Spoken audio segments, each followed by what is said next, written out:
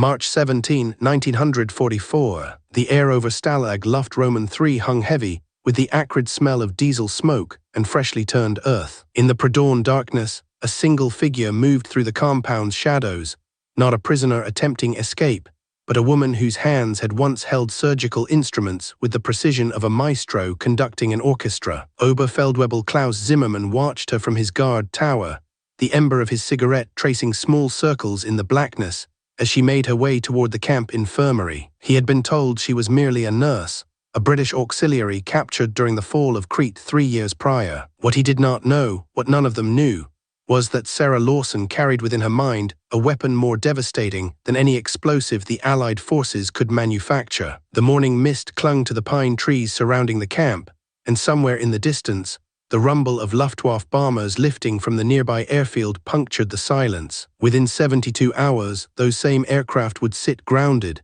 their pilots quarantined, their missions cancelled, and the entire operational capacity of Jagdschwader 27 would collapse like a house of cards built on a foundation of iron discipline and absolute certainty. The story of how a single prisoner of war nurse could bring a German military installation to its knees begins not in the prison camps of occupied Poland, but in the operating theatres of London during the Blitz. Sarah Lawson had trained at Guy's Hospital before the war, her education interrupted by the screaming sirens and the thunder of Heinkel bombers unloading their cargo of death upon the British capital. She learned trauma medicine not from textbooks, but from the broken bodies pulled from collapsed buildings, from the children who arrived at casualty with dust in their lungs and shock in their eyes. By 1941, she had volunteered for the Queen Alexandra's Imperial Military Nursing Service, driven by a conviction that her skills belonged wherever they were most desperately needed. That conviction led her to Crete, to the chaos of Operation Mercury, when German paratroopers fell from the sky like a plague of locusts, and ultimately to her capture on May 27, 1941, when the last British defensive positions crumbled beneath the weight of the Wehrmacht's assault. For the German officers who processed her as a prisoner, Sarah Lawson represented nothing more than a logistical consideration, a medical professional whose expertise could be utilized to treat prisoners, and when necessary, German personnel. The Geneva Convention stipulated that medical staff be treated according to specific protocols, afforded certain protections that combat troops did not receive. She was assigned to Stalag Luft III, the sprawling prisoner of war camp 60 miles southeast of Berlin that would later become famous for the Great Escape. But Sarah's place in history would be written in a different chapter, one that military historians would later study with a mixture of admiration and horror, recognizing in her actions the kind of asymmetric warfare that conventional military doctrine had never anticipated. The Germans who administered Stalag Luft III operated with the mechanical efficiency that characterized their entire military apparatus. Every prisoner was catalogued, every calorie calculated, every movement monitored and recorded. The Commandant, Oberst Friedrich von Lindner, ran the facility with a combination of Prussian discipline and surprising humanity. He believed in following the rules of war, even as those rules were being systematically violated across occupied Europe. The camp housed predominantly Royal Air Force prisoners, men who had been shot down over Germany and occupied territories, pilots who represented the cream of Britain's military aviation. These were educated men, officers, individuals trained in problem-solving and tactical thinking. They spent their captivity digging tunnels, forging documents, and planning elaborate escape attempts that would have impressed Houdini himself. Sarah Lawson worked in the camp infirmary, a collection of wooden buildings that smelled perpetually of carbolic acid and desperation. She treated frostbite and malnutrition, pneumonia, and the psychological wounds that imprisonment carved into men's souls. The German medical officer, Stabsarzt Heinrich Müller, supervised her work with professional detachment. He was a doctor first, a German second, and he recognized in Sarah a kindred dedication to healing. They communicated in broken German and pidgin English, sharing the universal language of medicine. Müller trusted her because she saved lives without discrimination, treating German guards with the same care she afforded British prisoners. This trust would become the foundation upon which Sarah would build her invisible assault. The winter of 1943–1944 brought particularly harsh conditions to Stalag Luft III. Temperatures plummeted to -20 degrees Celsius, and the already meager rations shrank further as the war turned against Germany. Allied bombing campaigns disrupted supply lines, and the prisoners suffered accordingly. But they were not alone in their suffering. The German guards, many of them older men or those deemed unfit for frontline service, struggled with the same cold, the same hunger, the same exhaustion. Sarah noticed how the guards' health deteriorated, how minor infections became major complications, how the stress of maintaining security on limited resources wore them down like water-eroding stone. 3 miles from Stalag Luft III sat Fliegerhorst Sagen, a Luftwaffe airfield that served as home to Jagdgeschwader 27, a fighter wing with a distinguished combat record stretching back to the Battle of France. These pilots flew Messerschmitt Bf 109, sleek killing machines that had terrorized Allied bombers over Germany and occupied territories. The airfield represented a critical component of the Reich's air defense network, strategically positioned to intercept Allied bomber formations targeting Berlin and the industrial regions of Silesia. The pilots of JG-27 were experienced warriors, many of them veterans with dozens of confirmed kills, men who wore the Iron Cross and spoke with the casual confidence of those who had looked death in the eye and laughed. The connection between the prison camp and the airfield was administrative and logistical. The Luftwaffe maintained overall authority over the camp, as it housed primarily Air Force prisoners. Personnel rotated between the two facilities, and the camp's medical services occasionally treated injured airfield personnel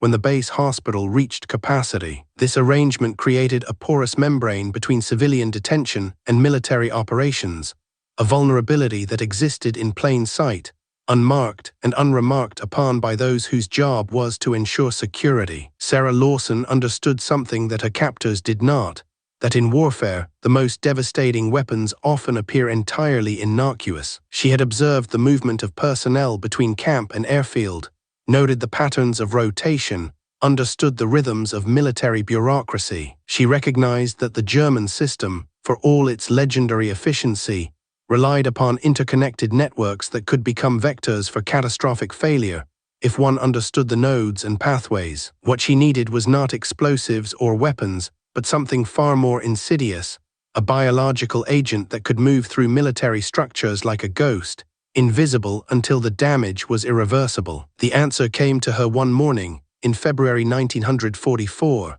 when a German guard arrived at the infirmary complaining of stomach cramps and fever. Sarah examined him with professional thoroughness, noting the symptoms that pointed toward a gastrointestinal infection. It was not severe, easily treatable with rest and basic supportive care. But as she watched the guard leave, having been declared unfit for duty pending recovery, an idea began to crystallize in her mind with the terrible clarity of perfect revelation. She understood in that moment how to weaponize illness itself. Typhoid fever. The very words conjured images of Victorian slums and 19th-century epidemics, of Florence Nightingale battling filth and ignorance in the Crimean War. But typhoid remained a clinical reality in the 1940s, particularly in conditions where sanitation was compromised and population stressed. Caused by the bacterium Salmonella typhi, typhoid spreads through contaminated food and water, manifesting in high fever, weakness, abdominal pain, and the distinctive rose-colored rash that gives the disease its character. More importantly for Sarah's purposes,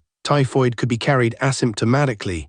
Individuals could harbor the bacteria and spread it to others while showing no symptoms themselves. The most famous case was Mary Mallon, Typhoid Mary, who worked as a cook in New York and infected dozens of people while remaining healthy herself. Sarah Lawson had no access to typhoid cultures, no laboratory in which to cultivate pathogens, but she possessed something equally valuable: deep knowledge of disease transmission and the ability to recognize symptoms in their earliest stages. She began paying careful attention to the prisoners under her care, particularly those suffering from gastrointestinal complaints. In a prison camp where sanitation was marginal and nutrition poor, such ailments were common. Sarah suspected that among the prisoner population, there existed individuals who might be asymptomatic carriers of various pathogens, their immune systems suppressing symptoms, while the bacteria remained present in their systems. She found what she was looking for in squadron leader James Hartley, a bomber pilot shot down over Hamburg in 1943. Hartley had complained of recurring stomach problems,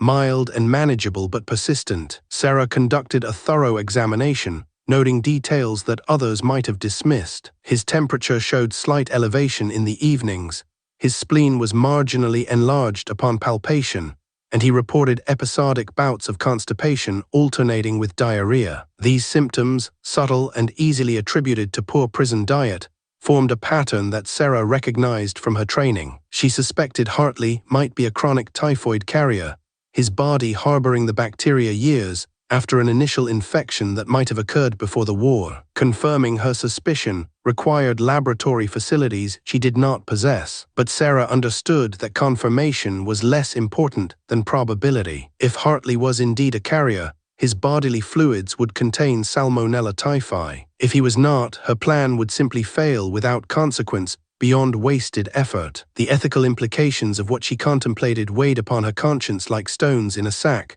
but she had watched 3 years of captivity hollow out men who had once been vital and strong, had seen prisoners die from neglect and despair, had read in smuggled newspapers about the crimes being committed across occupied Europe. Her Hippocratic oath to do no harm confronted her desperate conviction that ending this war justified almost any action. In the algebra of moral compromise, she calculated that temporarily disabling a Luftwaffe airfield through illness constituted a lesser evil than allowing those fighters to shoot down Allied bombers filled with young men who would never return home. The mechanics of her plan required exquisite care and patience. She could not simply transfer contamination from Hartley to German personnel. Such direct action would be obvious and immediately traceable. Instead, she needed to create a chain of transmission that would appear entirely natural, an outbreak that seemed to arise spontaneously from the unsanitary conditions of the camp environment. Sarah began by ensuring that Hartley's personal hygiene arrangements subtly compromised the sanitation protocols in specific areas of the infirmary. She assigned him tasks that involved handling medical supplies, preparing bandages, organizing equipment, activities that seemed entirely reasonable for a recovering patient assisting with light duties. The German guards who came to the infirmary for minor complaints found themselves treated by a nurse whose care seemed beyond reproach. Sarah dressed their wounds, administered basic medications, provided professional service that earned their trust and gratitude. What they did not see was how she carefully managed the sequence of her treatments, how the instruments she used to examine a guard might have been in contact with surfaces that Hartley had touched, how the water she offered them came from containers that had passed through a specific chain of handling. She was conducting an invisible orchestra, arranging movements and contacts with the precision of a chess grandmaster planning a combination 15 moves ahead. The first German casualty appeared 17 days after Sarah initiated her campaign. Jeffrader Hans Wolf, a guard in his late 50s who suffered from chronic back pain, reported to the infirmary with fever and severe headache. Sarah examined him with apparent concern, noting the symptoms that she had expected and dreaded in equal measure. She informed Stabsarst Müller, who conducted his own examination and prescribed rest and aspirin. Wolf was quarantined in the infirmary's isolation room, a precautionary measure that Sarah had subtly encouraged. She knew that Wolf's presence in that room would seed the bacteria throughout a space that other German personnel would occupy in the coming weeks. 3 days later, 2 more guards fell ill with similar symptoms. Then a Luftwaffe communications officer who had visited the camp on administrative business. Then the driver who transported supplies between the airfield and the camp. The pattern spread with the inexorable logic of epidemiology, each new case connected to the previous ones through chains of contact that would appear entirely random to anyone not orchestrating the symphony. Sarah watched the mounting crisis with outward concern and inward calculation, modulating her response to maintain her cover while ensuring the infection achieved critical mass. Stabsarst Müller grew increasingly alarmed as the outbreak expanded. He requested assistance from the Luftwaffe Medical Services, and a team of specialists arrived from Berlin to investigate. They examined the camp's water supply, inspected the kitchen facilities, interviewed personnel about their symptoms and recent contacts. Sarah cooperated fully with their investigation, providing detailed records and offering observations that seemed helpful while subtly directing attention away from the actual transmission vectors. She had the advantage of knowing exactly what was happening while her captors groped in the dark, trying to identify the source of an outbreak that appeared to have no single origin point. The specialists concluded that the infection had likely originated from contaminated water sources, possibly a well that had been compromised by inadequate sanitation of the latrines. This diagnosis was plausible enough to be accepted, particularly as the symptoms matched known patterns of waterborne disease outbreaks in military facilities. They recommended stricter hygiene protocols, chlorination of all water supplies, and comprehensive medical screening of both prisoners and guards. These measures would ultimately contain the outbreak, but not before it achieved Sarah's objective. The infection spread to Fliegerhorst-Sagen, occurred through the routine traffic between camp and airfield. The supply driver who had contracted typhoid continued his duties during the early stages of illness, before symptoms became debilitating. He delivered supplies to the airfield's mess facilities, using latrines frequented by pilots and ground crew, touching surfaces and equipment that dozens of others would subsequently contact. A Luftwaffe administrative officer who had processed paperwork at the camp returned to the airfield carrying the bacteria in his system. A mechanic who had been temporarily assigned to repair the camp's electrical generator brought the infection back to the maintenance hangars where aircraft were serviced. Within 2 weeks, Fliegerhorst-Sagen faced a medical crisis that threatened to ground its entire operation. Pilots reported for duty only to be turned away by medical officers who recognized the symptoms of serious illness. Ground crew members collapsed at their stations, unable to maintain the aircraft. The base hospital overflowed with patients, and additional medical personnel had to be rushed in from other facilities. Flight operations were suspended as the infection spread through the squadrons, each new case removing another piece from the complex machinery required to launch and maintain combat air patrols. Major Wolfgang Schröder, the commanding officer of JG-27, watched his wing dissolve before his eyes. He was a veteran of the Battle of Britain, had flown combat missions over Russia and the Mediterranean, wore the Knight's Cross at his throat as testimony to his courage and skill. But no amount of bravery could combat an enemy that moved invisibly through his command, striking down his men with an impartiality that no Allied fighter could match. Within a month, 60% of his personnel were either hospitalized or quarantined, and the remainder were exhausted from pulling double and triple shifts, trying to maintain minimal operational readiness. The impact rippled through the Luftwaffe's defensive network like a stone dropped in still water. Fliegerhorst-Sagen's grounded fighters created a gap in the air defense coverage over eastern Germany and occupied Poland. Allied bomber formations that would normally have faced fierce opposition encountered reduced resistance, and the loss rate for strategic bombing missions dropped measurably during the period when JG-27 was effectively out of commission. Military historians would later calculate that the month-long paralysis of the airfield corresponded to a 15% reduction in bomber losses across the entire eastern sector, translating to dozens of aircraft and hundreds of aircrew who survived missions they might otherwise have not. Sarah Lawson watched the consequences of her actions unfold with emotions she would spend the rest of her life attempting to reconcile. She had taken an oath to heal, and she had weaponized disease. She had violated the trust of Stabsarst Mueller, a man who had treated her with professional respect and allowed her to practice medicine even as a prisoner. She had used squadron leader Hartley as an unwitting instrument of biological warfare, placing him at the center of an outbreak that could have killed him had his carrier status not provided immunity. The men suffering in the airfield hospital were not abstract enemies but human beings, many of them conscripts who had not chosen this war, who simply wanted to survive and return to their families. Yet she also understood that those same men, when healthy and at their stations, had been shooting down Allied bombers filled with young men who also wanted to survive and return home. She had read intelligence reports smuggled into the camp by the Escape Committee,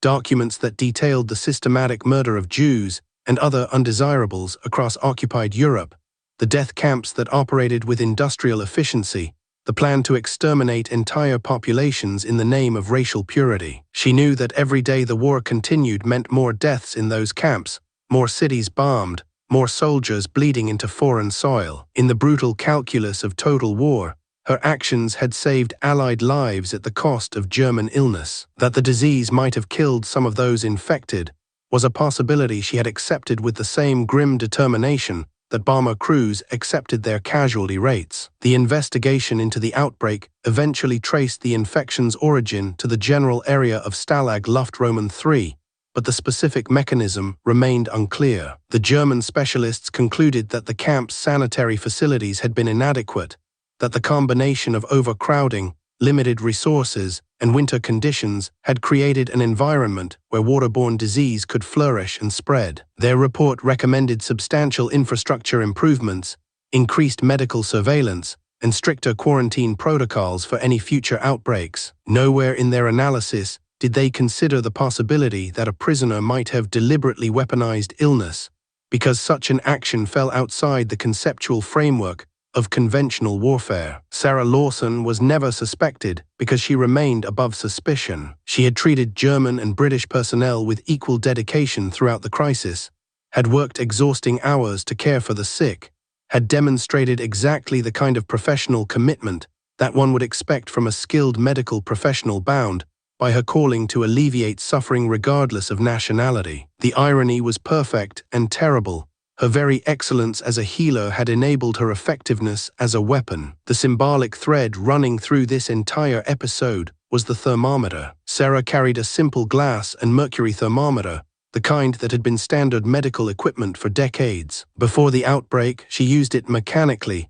checking temperatures as part of routine examinations, recording numbers in patient charts with the detachment of bureaucratic procedure. But as her plan unfolded, that thermometer became something more, an instrument of surveillance, a tool for monitoring the progress of her invisible war. Each elevated temperature she recorded represented another casualty in a campaign that left no blood on the ground, no bullet casings, no bomb craters. The mercury rising in that thin glass tube measured the fever spreading through the German military apparatus, quantified the success of asymmetric warfare conducted with pathogens rather than explosives. She would check temperatures multiple times per day during the outbreak, watching the patterns emerge with the detached fascination of a scientist observing an experiment. A slight elevation in the morning, the first warning sign. Higher readings by evening, confirmation of infection. The peak fever that came in waves over subsequent days, the disease running its full course. And finally, the gradual decline that signaled either recovery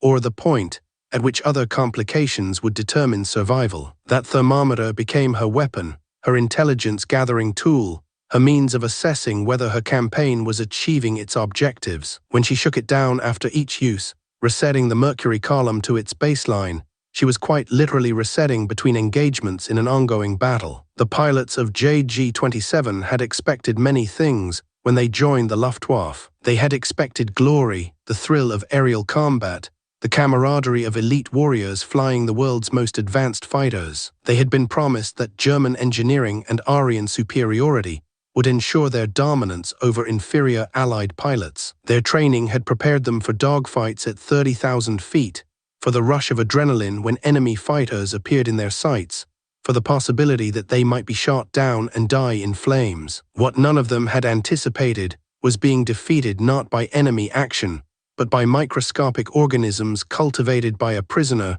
they had dismissed as irrelevant to the war effort. This psychological dimension of Sarah's campaign produced effects that transcended the immediate operational paralysis. The German military psyche rested upon foundations of order, discipline, and technological superiority. They believed in the power of organization, in the efficacy of systems properly implemented, in the ability to control outcomes through meticulous planning and execution. Sarah's attack undermined these foundational beliefs because it demonstrated that all their security measures, all their careful protocols, all their certainty about their ability to control their environment had been rendered meaningless by a single individual with knowledge and determination. She had not breached their walls or stolen their secrets or sabotaged their equipment in ways that could be detected and prevented. She had simply understood their system better than they understood it themselves and exploited vulnerabilities they did not know existed. The transformation this experience produced rippled through multiple levels of German consciousness. At the immediate tactical level, It forced a complete re-evaluation of prison camp security, leading to new protocols that recognized medical personnel as potential security threats rather than neutral caregivers. At the strategic level, it contributed to the growing sense within the Wehrmacht leadership that they were fighting not just against Allied military forces, but against an entire civilization that could mobilize resources and creativity in ways that German military doctrine had not anticipated. And at the personal level, for those German officers who eventually learned the truth about what had happened, it shattered their assumptions about the nature of warfare and the limits of human agency. Oberst von Lindner, the camp commandant, never officially learned that the outbreak had been deliberately initiated by one of his prisoner medical staff. But in conversations after the war, he would speak about the incident with a haunted quality, describing it as the moment when he realized that the prison camp system was fundamentally unworkable in the context of total war. He had believed that he could run a facility that adhered to the Geneva Convention while simultaneously serving German military objectives. The outbreak demonstrated that prisoners with sufficient motivation and capability could turn any aspect of the camp's operations into a weapon against their captors. This realization corroded the philosophical foundation upon which he had constructed his approach to camp administration. For Stabsarzt Müller, the German medical officer who had trusted and relied upon Sarah Lawson, the eventual revelation was personally devastating. He learned the truth in 1947, during the chaos of the immediate post-war period, when former prisoners began publishing memoirs and intelligence services declassified various wartime operations. He was working in a civilian hospital in Bavaria, trying to rebuild a medical career from the ruins of Nazi Germany, when he read an account that made clear what Sarah had done. He reportedly put down the book, walked out of his apartment, and did not return for 3 days. Colleagues found him eventually in a beer garden, drunk and incoherent, repeating a single phrase: "Sie war mein College, she was my colleague." The betrayal he felt was not about military defeat, but about the violation of professional trust, the weaponization of medical practice itself. Sarah Lawson remained at Stalag Luft III until the camp was evacuated in January 1945, ahead of the advancing Soviet armies. She participated in the forced march westward that killed many prisoners who had survived years of captivity, only to die of exposure and exhaustion during that brutal winter journey. She was finally liberated by American forces in April 1945, weighing 89 pounds and suffering from severe frostbite that would cost her 3 toes on her left foot. She returned to Britain a ghost, a woman whom the war had hollowed out and filled with memories that would never leave her in peace. The British intelligence services debriefed her extensively upon her return, and it was during these sessions that she provided the full account of her actions at Stalag Luft III. The officers who interviewed her recognized immediately that what she described was not a fortunate accident, but a sophisticated operation that had achieved significant military results. They classified her reports at the highest level and initiated a study to determine whether similar tactics could be systematically employed in future conflicts. The study concluded that biological warfare conducted by trained medical personnel in prisoner-of-war settings represented a viable tactical option, but the ethical and legal complications made it unsuitable for official policy. Sarah's operation remained a one-off, an improvisation born of desperation and opportunity rather than strategic planning. She was never publicly recognized for what she had accomplished. No medals were awarded, no official acknowledgement made. The nature of her actions made celebration impossible. How does a nation honor someone who had violated medical ethics in service of military objectives, even when those objectives were undeniably just? She returned to nursing in civilian life, working in a small hospital in Devon, treating farmers and fishermen who had no idea that the quiet woman checking their blood pressure had once brought an entire Luftwaffe wing to its knees. She never married, never spoke publicly about her wartime experiences, lived a life of such determined ordinariness that it seemed like penance. In her private papers, discovered after her death in 1982, she left a journal that revealed the psychological cost of her actions. She wrote about recurring nightmares in which German patients accused her of betraying them, dreams where her thermometer transformed into a weapon that killed everyone she touched. She described the guilt that haunted her whenever she treated a patient, wondering if they could sense the capacity for calculated harm that she had discovered within herself. She questioned repeatedly whether she had made the right choice,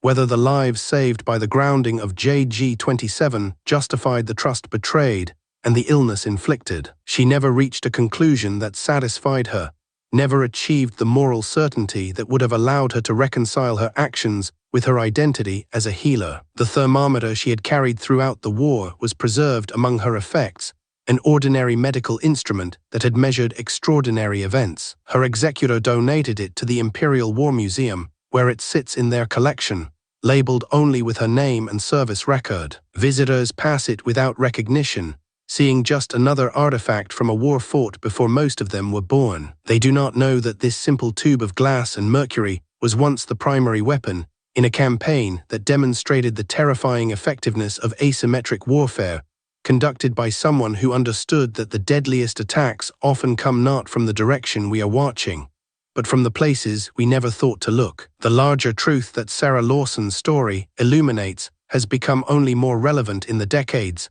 since World War II ended. She demonstrated that in modern warfare, the distinction between combatant and non-combatant, between weapon and tool, between soldier and civilian becomes increasingly meaningless when facing an enemy who recognizes no such distinctions themselves. The Nazis had already erased these boundaries through their systematic targeting of civilian populations, their death camps, their use of total war to pursue ideological objectives. Sarah's response was to recognize that fighting such an enemy required accepting that anyone with knowledge and opportunity could become a strategic asset, that warfare was no longer the exclusive domain of uniformed soldiers on battlefields, but a contest of will and creativity that enlisted every possible resource. This realization challenges our comfortable narratives about warfare, about the distinction between ethical and unethical conduct, about the limits of acceptable action even in service of just causes. We want our heroes to be uncomplicated,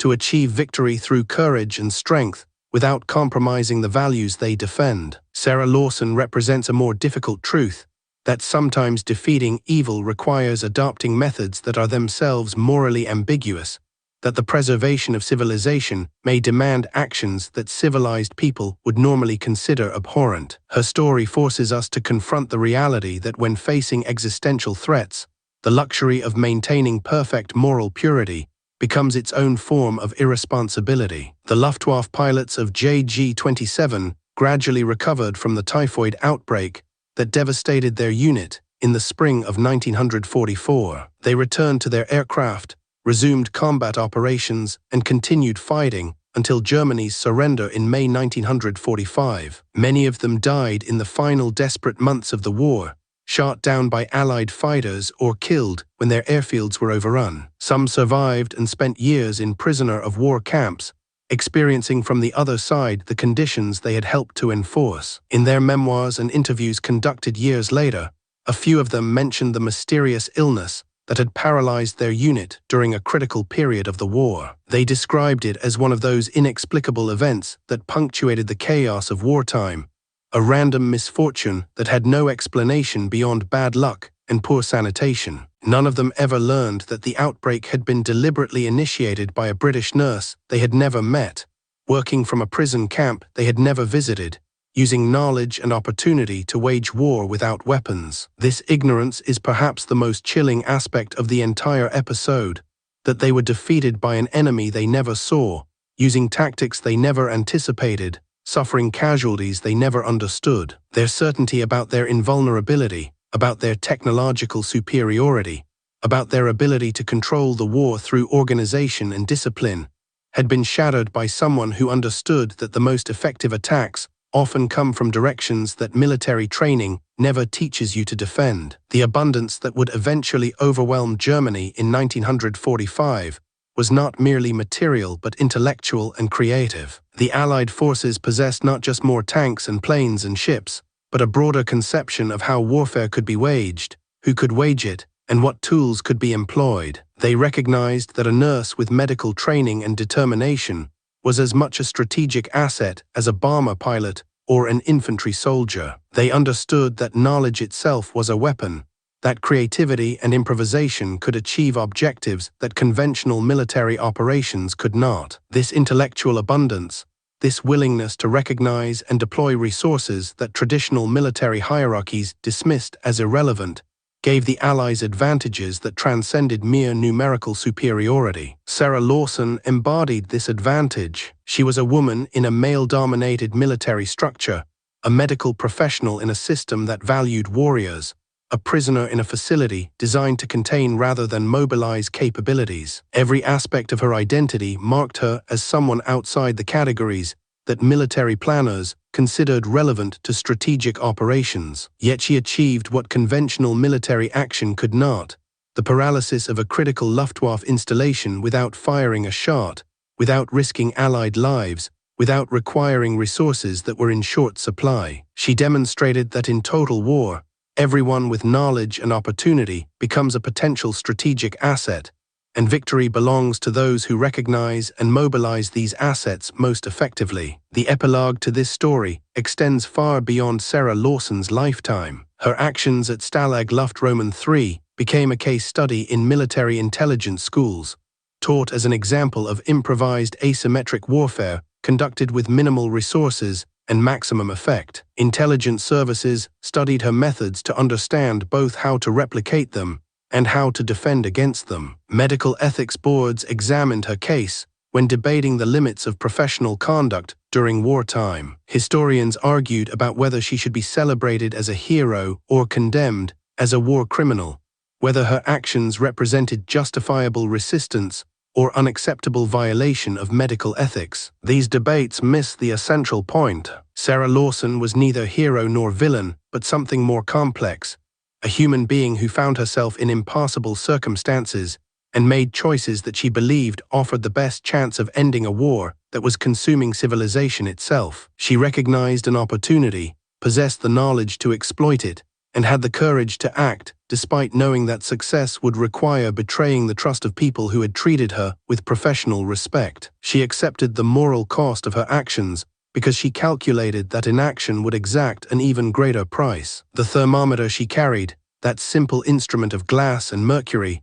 became a symbol not of healing, but of the transformation that total war imposed upon everyone it touched. It measured not just fever, but the temperature of moral compromise, the degree to which civilization had been heated to a boiling point, where ordinary people were compelled to do extraordinary and terrible things. When she shook it down after each use, resetting the mercury to its baseline, she was performing a ritual that acknowledged both the necessity and the cost of her actions, necessary to measure the progress of her campaign, costly because each measurement represented another step away from the healer she had trained to be and toward the weapon the war had forced her to become. In the end, what Sarah Lawson's story reveals is a truth about freedom that is rarely acknowledged in our comfortable peacetime narratives. Freedom is not preserved by good intentions or moral purity, but by the willingness to make impossible choices when faced with existential threats. It requires recognizing that sometimes the only path to victory runs through terrain that civilized people would prefer never to traverse,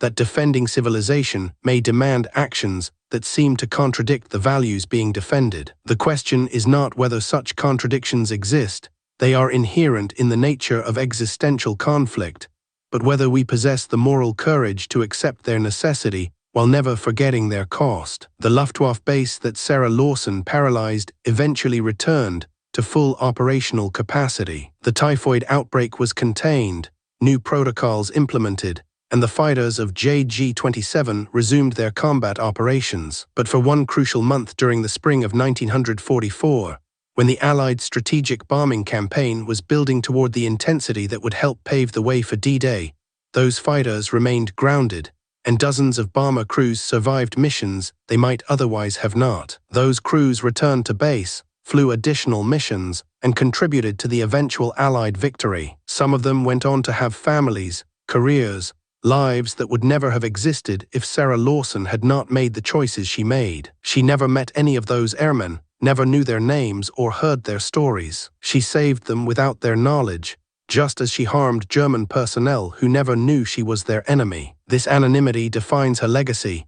She was a ghost in the machinery of war, moving invisibly through systems and structures, leaving behind consequences that rippled through history in ways that could never be fully traced or quantified. Her weapon was knowledge, her ammunition was opportunity, and her target was the absolute certainty that characterized German military culture, the conviction that their systems were impervious to subversion from within. That certainty, that sense of invulnerability, was perhaps the real casualty of her campaign. She proved that no system is truly secure, that every structure contains vulnerabilities that can be exploited by someone with sufficient knowledge and determination. She demonstrated that the most dangerous enemies are not always the ones wearing uniforms and carrying weapons, but sometimes the quiet ones who understand systems well enough to turn them against themselves. This lesson has become only more relevant in an age of cyber warfare, of asymmetric threats, of conflicts where the distinction between soldier and civilian has become almost meaninglessly blurred. Sarah Lawson died quietly in her sleep in 1982, at the age of 67. Her obituary in the local newspaper mentioned her service as a military nurse during World War II, and her subsequent career in civilian medicine. It noted that she had been a prisoner of war, but provided no details about her experiences or actions during captivity. Her funeral was attended by former colleagues from the hospital where she had worked, neighbors from her village, a few distant relatives. None of them knew that they were burying someone who had achieved what entire military units could not, someone whose actions had altered the course of the war in ways that defied conventional measurement. Among her effects was a letter she had written but never sent, addressed to Stabsarzt Müller, the German medical officer she had worked with at Stalag Luft III. In it, she attempted to explain her actions, to somehow bridge the impassable distance between professional ethics and wartime necessity. She wrote about the choices forced upon her by circumstance, about the calculation that led her to violate the trust he had placed in her, about the hope that he might somehow understand, even though she knew such understanding was likely impossible. The letter was never completed, breaking off mid-sentence, as if she had recognized the futility of trying to justify actions that admitted no complete justification. It remained in her desk drawer, a fragment of attempted reconciliation with someone who had died years before, a gesture toward an absolution she knew she would never receive. The thermometer sits in the Imperial War Museum's collection, a silent witness to events that most visitors will never learn about, a symbol of the uncomfortable truths that warfare forces upon those who must fight it. When curators handle it during inventory or display preparation, they are holding an instrument that once measured the temperature of impossible choices, that quantified in degrees Celsius the cost of preserving freedom in a world where evil had become systematized and industrialized. They shake it down automatically before replacing it in storage, resetting the mercury to its baseline without knowing that this gesture replicates the ritual Sarah Lawson performed hundreds of times during that spring of 1944, when she became both healer and weapon, both nurse and soldier, both victim and agent of a war that consumed everyone it touched. The lesson, if there is one to be drawn from this story, is not that biological warfare is acceptable or that medical ethics can be set aside when convenient. Rather, it is that in extremis, when facing threats that seek to extinguish not just nations, but the very possibility of human dignity and freedom, ordinary people will sometimes discover within themselves capacities for action that peacetime morality would condemn as unthinkable. Sarah Lawson did not become a monster. She remained throughout her life a person of conscience, tormented by what she had done. But she also remained someone who had made the choice to act rather than to preserve her moral purity through inaction.